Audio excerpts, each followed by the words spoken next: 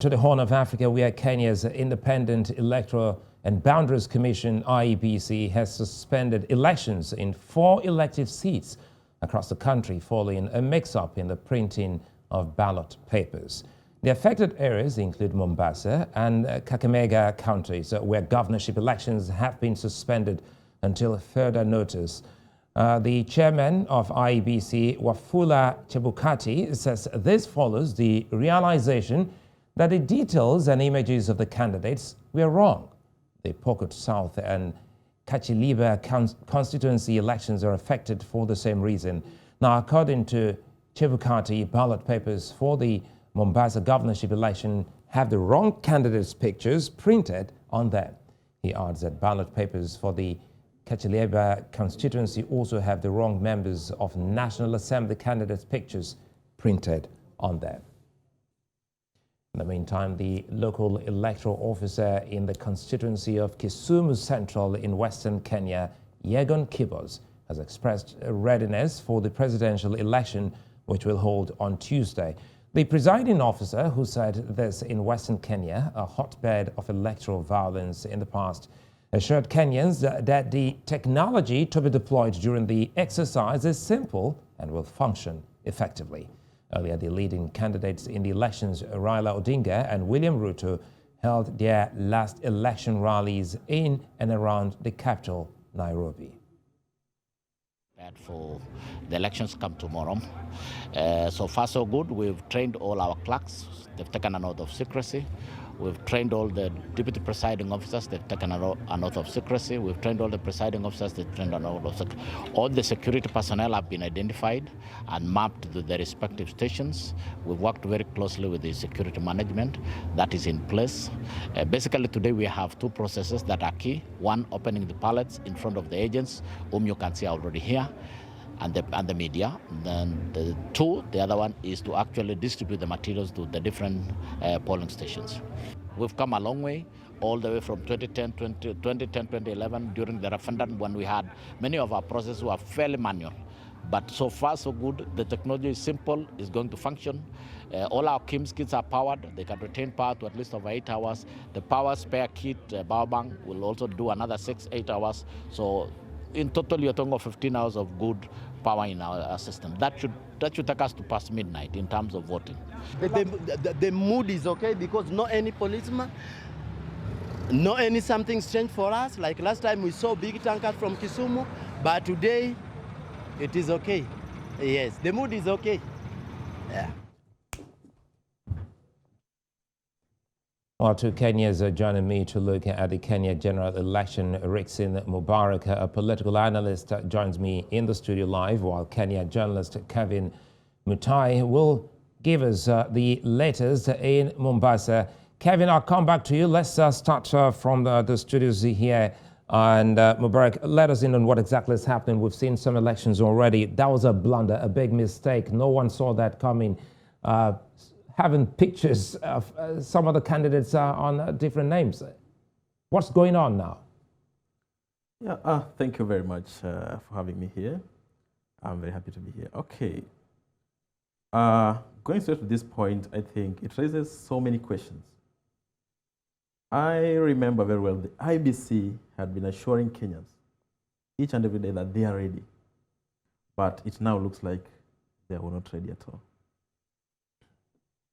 And this raises so many questions because despite the chairman saying that the company that was printing that takes the responsibility, but now we ask ourselves, this is going to have a lot of implication in terms of voter turnout.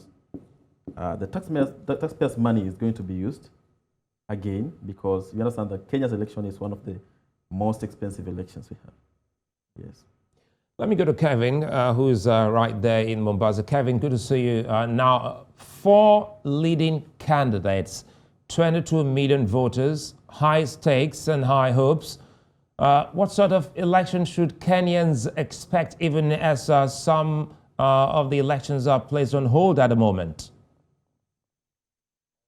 Indeed, it was very unfortunate for the electoral agency to suspend the election for the position of governor in 4 places, that is in the county of Mombasa, the county of Ga, and two constituencies, that is Pokot South.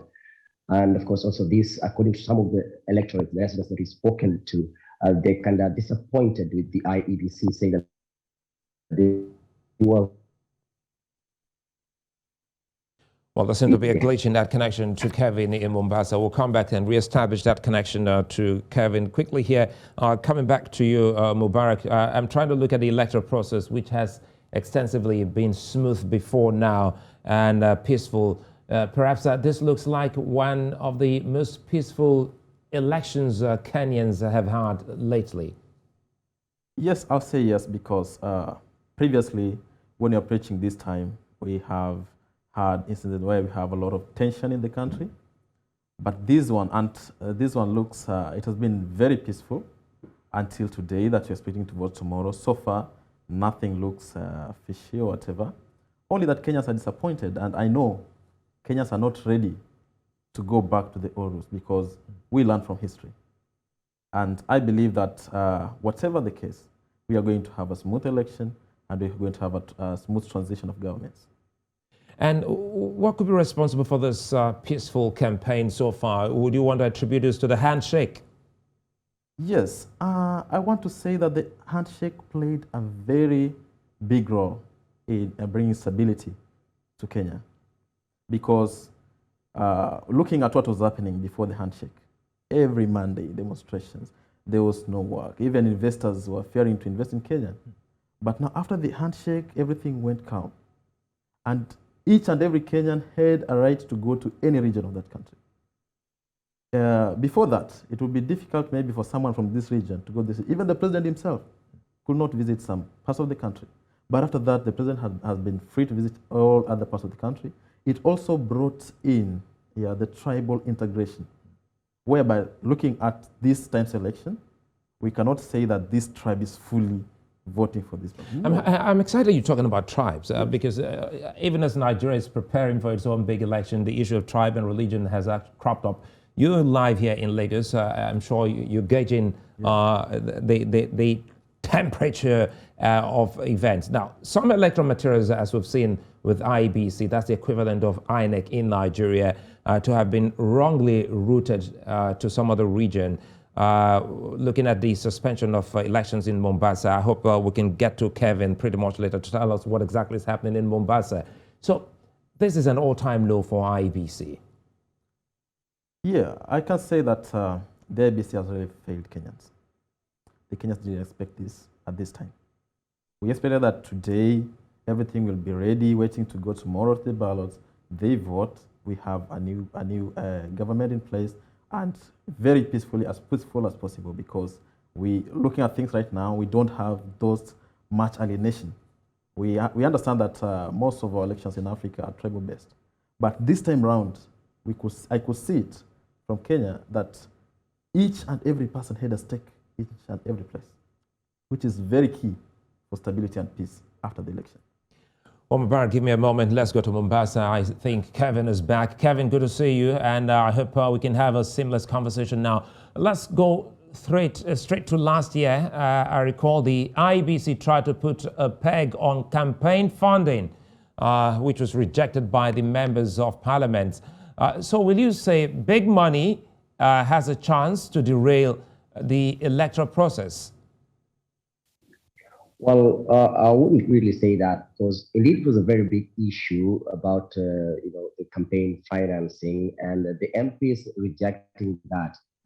From the people that I've spoken with, I think this had a very, it gives a big political push in the country, especially shaping the politicians in the direction that they're supposed to take with regard to the election. And indeed, it was a very big issue that even had to land in Parliament. It had even to have a hand from the executive to try and give a proper direction on how things should be done. Remember, Kenya is one of the countries within the East African region in Africa at large, and whenever it comes to elections, this is a very emotive issue that each and every aspect touching on the electoral process becomes all arms of government, coming together, trying to find a forward in terms of trying to show Kenyans the proper direction to follow. Let me jump in here, Kevin, before we lose this connection. I just can still experience some glitch here. Quickly here, what's the mood like in Mombasa? Are the people ready for tomorrow's election? Well, of course, yes. It's not that quite good. It's not that as much as it was expected before the suspension of the gubernatorial race, that because of the mix-up in the ballot papers. But people are they'll just turn up to vote, but we're expecting some voter apathy because the leaders belonging to some of political outfits, huge political outfits, have come out at the electoral agency, accusing them of undermining the democratic rights of the people, saying that there's an intention, they're alleging that there's an intention to suppress the voters towards a particular political party, a certain political party. Here we're having two outfits, the formula in Mombasa, that is from the United Democratic Alliance Party and the Orange Movement Party. The two outfits are fighting for the position of governor. The UDA is being led and fronted by the deputy president, that is the sitting deputy president, William Ruto. And on the other side, the former prime minister has a candidate here in Mombasa via his party, the ODM party, that is Raila Amolo Odinga. So the two sides are actually blaming this, saying that they had 5 years to, but why did they suspend the last minute when people are ready? So it's quite, some people are quite disappointed, and some even might not even appear tomorrow to vote for the other candidates who will be on the ballot for the positions of woman representative, the National Assembly, the members of the County Assembly. So it's a wait and see. Tomorrow will be up very early in the morning, and we'll be giving a spot check in across the polling stations. That is 1,041 polling stations available here in the county of Mombasa. Well, I'd like to thank you for your time. Kevin Mutai is already past midnight where you are at the moment. Thank you for your time. Now, let's quickly come back to wrap this up with you, Rickson Mubarak. Lastly, what's the takeaway that Africans and even Nigerians, because after this election in Kenya, the next big election on the continent will be Nigerians. So what's the lesson taken from those campaigns so far? I will answer your question in two dimensions. Number one, the other parts of Africa have had a chance to witness how elections run in Kenya, the problems we've had after elections. They have been able also to see the reasons to those problems. I believe that it's time as Africa we start voting differently, just like the way this time Kenyans are trying to vote. It doesn't matter if the leader is coming from your tribe or not. It doesn't matter if the leader is coming from your region. It doesn't matter if the leader is coming from... We look at the ideas. And also, for the first time, we are having an election whereby we don't have an incumbent after, that is after 2-2. We don't have an incumbent president in it. And for the first time, we have a president endorsing his opposition. Yes. Meaning that we might disagree at one point, but we should not stick our heads that if I say that your idea is good, it's good to buy that idea to move the country forward. The government of Kenya has been able to deliver a lot after the handshake, because thereafter it was an issue of strikes, it was an issue of demonstrations. But after the handshake, we've seen that they have been able to deliver. We have so many things that have come to play. If you look at, you analyze the projects that have happened after the handshake, there are so many. And we have also had regional balance. You know, whenever we have tribal aligned elections, we find that those tribes that are a minority, they remain behind in terms of development because the president is not coming from there.